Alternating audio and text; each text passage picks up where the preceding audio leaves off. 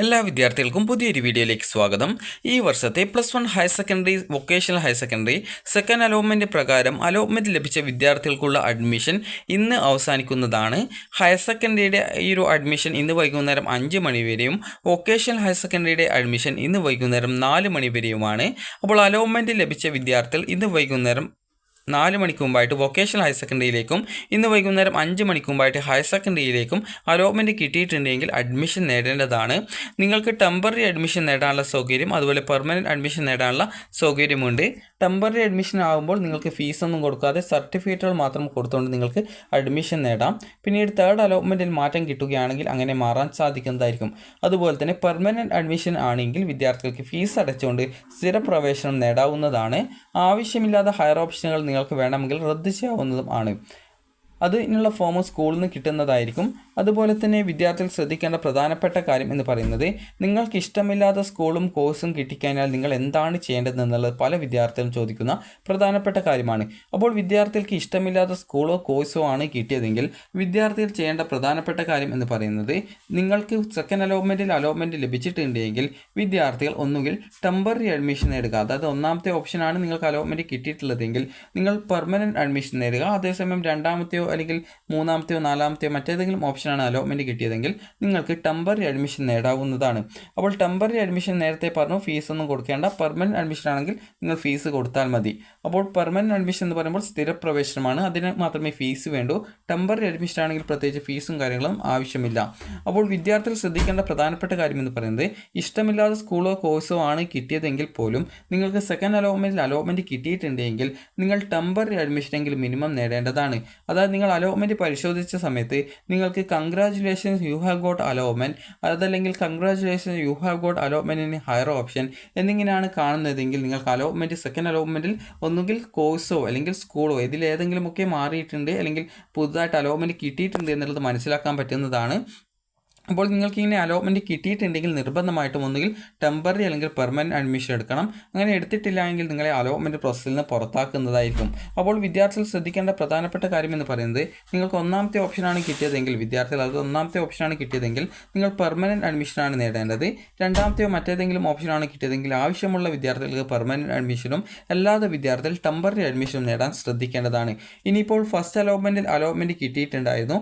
അങ്ങനെയുള്ള വിദ്യാർത്ഥികൾക്ക് ഇപ്പോൾ ഒന്നാമത്തെ ഓപ്ഷൻ കിട്ടിയിട്ടുണ്ടെങ്കിൽ ആ ഒന്നാമത്തെ ഓപ്ഷനിലേക്ക് നിങ്ങൾ നിർബന്ധമായിട്ടും ടെമ്പററി അല്ല പെർമനൻറ്റ് അഡ്മിഷനാണ് എടുക്കേണ്ടതായിട്ട് വരിക. ഇനിയിപ്പോൾ രണ്ടാമത്തെയോ മറ്റേതെങ്കിലും ഓപ്ഷനാണ് നിങ്ങൾക്ക് അലോട്ട്മെൻറ്റ് കിട്ടുന്നതെങ്കിൽ വിദ്യാർത്ഥികൾ ചെയ്യേണ്ടത് ഒന്നുകിൽ നിങ്ങൾക്ക് ടെമ്പററി അഡ്മിഷൻ നേടാവുന്നതാണ്, ആവശ്യമുള്ളവർക്ക് പെർമനൻറ്റ് അഡ്മിഷൻ നേടാവുന്നതാണ്.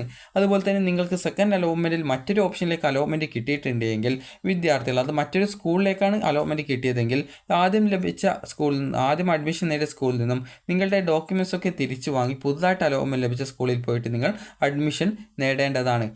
നിങ്ങൾക്ക് ടെമ്പററി അഡ്മിഷൻ നേടാം, അതുപോലെ പെർമനൻറ്റ് അഡ്മിഷനും നേടാൻ സാധിക്കുന്നതായിരിക്കും.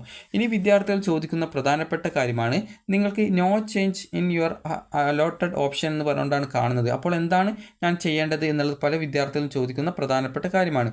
അപ്പോൾ നിങ്ങൾക്ക് ഈ ഒരു no change in your allotted option എന്നാണ് കാണുന്നതെങ്കിൽ നിങ്ങൾ ചെയ്യേണ്ടത് പ്രത്യേകിച്ച് ഒന്നും ചെയ്യേണ്ടതില്ല. നിങ്ങൾ അടുത്ത തേർഡ് അലോട്ട്മെൻറ്റിനായിട്ട് വെയിറ്റ് ചെയ്യുക. ആവശ്യമുണ്ടെങ്കിൽ മാത്രം നിങ്ങൾക്ക് പെർമനൻറ്റ് അഡ്മിഷൻ നിങ്ങൾക്ക് നേടാവുന്നതാണ്. ഇനിയിപ്പോൾ വിദ്യാർത്ഥികൾ ചോദിച്ച പ്രധാനപ്പെട്ട സംശയത്തിലേക്ക് വരാം. നിങ്ങൾക്ക് ഇഷ്ടമില്ലാത്ത സ്കൂളോ കോഴ്സോ ആണ് കിട്ടിയതെങ്കിൽ എന്താണ് ചെയ്യേണ്ടത് എന്നുള്ളത്. അപ്പോൾ നിങ്ങൾ ശ്രദ്ധിക്കേണ്ട പ്രധാനപ്പെട്ട കാര്യം, നിങ്ങൾക്ക് ഇഷ്ടമില്ലാത്ത സ്കൂളോ കോഴ്സോ ആണ് കിട്ടിയതെങ്കിൽ നിങ്ങൾ നിലവിൽ സെക്കൻഡ് അലോട്ട്മെൻറ്റ് നിങ്ങൾക്ക് എവിടെയെങ്കിലും സെക്കൻഡ് അലോട്ട്മെൻറ്റ് പുതുതായിട്ടോ അല്ലെങ്കിൽ ആദ്യമായിട്ടോ അലോട്ട്മെൻറ്റ് കിട്ടിയിട്ടുണ്ടെങ്കിൽ അവിടെ പോയിട്ട് ഒന്നുകിൽ ടെമ്പററി അഡ്മിഷൻ നേടുക, അല്ലെങ്കിൽ ഒന്നാമത്തെ ഓപ്ഷനാണ് കിട്ടിയതെങ്കിൽ പെർമനൻറ്റ് അഡ്മിഷൻ നേടുക. അതിനുശേഷം നിങ്ങൾ തേർഡ് അലോട്ട്മെൻറ്റിനായിട്ട് കാത്തിരിക്കുക. തേർഡ് അലോട്ട്മെൻറ്റിൽ നിങ്ങൾക്ക് മറ്റൊരു ഓപ്ഷനിലേക്ക് അലോട്ട്മെൻറ്റ് കിട്ടുന്നതായിരിക്കും. അതേസമയം വിദ്യാർത്ഥികൾ ചോദിക്കുന്ന പ്രധാനപ്പെട്ട കാര്യമാണ്, തേർഡ് അലോട്ട്മെൻറ്റിലും ഇഷ്ടമില്ലാത്ത ഓപ്ഷനാണ് കിട്ടുന്നതെങ്കിൽ എന്താണ് ചെയ്യേണ്ടത് എന്നുള്ളത്. തേർഡ് അലോട്ട്മെൻറ്റിനും ഇഷ്ടമില്ലാത്ത ഓപ്ഷനാണ് കിട്ടിയതെങ്കിൽ നിങ്ങൾ പെർമനൻറ്റ് അഡ്മിഷൻ നേടുക. കാരണം പിന്നീട് തേർഡ് അലോട്ട്മെൻറ്റിന് ശേഷം പിന്നീട് പെർമനൻറ്റ് അഡ്മിഷൻ എന്നുള്ള ഒരു ഓപ്ഷനേ ഉള്ളൂ. അപ്പോൾ നിങ്ങൾ അവിടെ പെർമനൻറ്റ് അഡ്മിഷൻ നേടുക. കാരണം പെർമനൻറ്റ് അഡ്മിഷൻ പിന്നീട് നേടിയിട്ടില്ലെങ്കിൽ അലോട്ട്മെൻറ്റ് പ്രോസസ്സിൽ നിന്ന് തേർഡ് അലോട്ട്മെൻറ്റിന് ശേഷം പുറത്താക്കപ്പെടും. അതുകൊണ്ടാണ് പെർമനൻറ്റ് അഡ്മിഷൻ എടുക്കാനായിട്ട് പറയുന്നത്. അപ്പോൾ അതിനുശേഷം വിദ്യാർത്ഥികൾ ചെയ്യേണ്ട പ്രധാനപ്പെട്ട കാര്യം എന്ന് പറയുന്നത്, പിന്നീട് സ്കൂൾ കോഴ്സ് ട്രാൻസ്ഫർ അലോട്ട്മെൻറ്റ് വരുന്നതാണ്. അപ്പോൾ സ്കൂൾ കോഴ്സ് ട്രാൻസ്ഫർ അലോട്ട്മെൻറ്റിന് നിങ്ങൾ അപേക്ഷ സമർപ്പിക്കുക.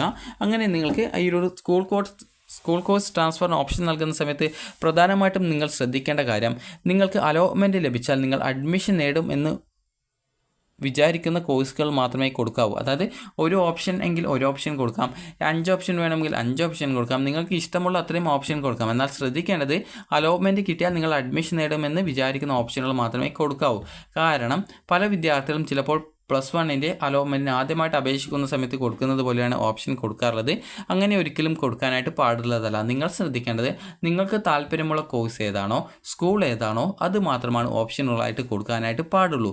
കാരണം ട്രാൻസ്ഫർ എന്തിനാണ് കൊടുക്കുന്നത് എന്ന് ചോദിച്ചാൽ, ഒന്നുകിൽ ഞാനിപ്പോൾ ട്രാൻസ്ഫറിന് കൊടുക്കുന്നുണ്ടെങ്കിൽ എൻ്റെ പ്രധാനപ്പെട്ട ലക്ഷ്യം എന്ന് പറയുന്നത് ഒന്നുകിൽ എൻ്റെ ഇഷ്ടപ്പെട്ട സ്കൂളിലേക്ക് മാറുക, അതുപോലെ തന്നെ ഇഷ്ടപ്പെട്ട കോഴ്സിലേക്ക് മാറുക എന്നുള്ളതായിരിക്കും. ചിലപ്പോൾ ഇഷ്ടപ്പെട്ട സ്കൂളിലേക്കും കോഴ്സിലേക്കും രണ്ടും കൂടി ഒരുമിച്ച് മാറുക എന്നുള്ളതൊക്കെ ആയിരിക്കും എൻ്റെ ലക്ഷ്യമുണ്ടാവുക. അപ്പോൾ ആ ഒരു രീതിയിൽ നിങ്ങൾക്ക് എന്താണ് ഈ ഒരു ട്രാൻസ്ഫർ കൊണ്ട് നിങ്ങൾക്ക് എങ്ങനെ ട്രാൻസ്ഫർ ലഭിക്കാനാണ് നിങ്ങൾ ആഗ്രഹിക്കുന്നത്, അതിനനുസരിച്ചുള്ള ഓപ്ഷനുകൾ മാത്രമേ നൽകാവൂ. ആവശ്യമില്ലാത്ത ഓപ്ഷനുകൾ യാതൊരു കാരണവശാലും ട്രാൻസ്ഫർ അലോട്ട്മെൻറ്റിന് കൊടുക്കാനായിട്ട് പാടുള്ളതല്ല. അപ്പോൾ വിദ്യാർത്ഥികൾക്ക് ഈ ഒരു വീഡിയോ ഉപകാരപ്രദമായിട്ടുണ്ടെന്ന് കരുതുന്നു. അപ്പോൾ നിങ്ങൾക്ക് ഇഷ്ടമില്ലാത്ത ഓപ്ഷനാണ് കിട്ടിയതെങ്കിൽ കൂടി നിങ്ങൾക്ക് 3rd അലോട്ട്മെൻറ്റിന് ശേഷം നിങ്ങൾക്ക് ട്രാൻസ്ഫറിന് അപേക്ഷിക്കാവുന്നതാണ്. അപ്പോൾ വിദ്യാർത്ഥികൾക്ക് എല്ലാവർക്കും 2nd അലോട്ട്മെൻറ്റ് കിട്ടിയിട്ടുണ്ടെങ്കിൽ നിർബന്ധമായിട്ടും അഡ്മിഷൻ നേടുക. ടെമ്പററി അഡ്മിഷൻ എങ്കിലും മിനിമം നേടാൻ ശ്രദ്ധിക്കുക. അതുപോലെ തന്നെ അലോട്ട്മെൻറ്റ് കിട്ടാത്ത വിദ്യാർത്ഥികൾ 3rd അലോട്ട്മെൻറ്റിനായിട്ട് കാത്തിരിക്കുക. അപ്പോൾ വിദ്യാർത്ഥികൾക്ക് ഈ ഒരു വീഡിയോ ഉപകാരപ്രദമായിട്ടുണ്ടെങ്കിൽ ലൈക്ക് ചെയ്യുക, ഷെയർ ചെയ്യുക. Thank you for watching.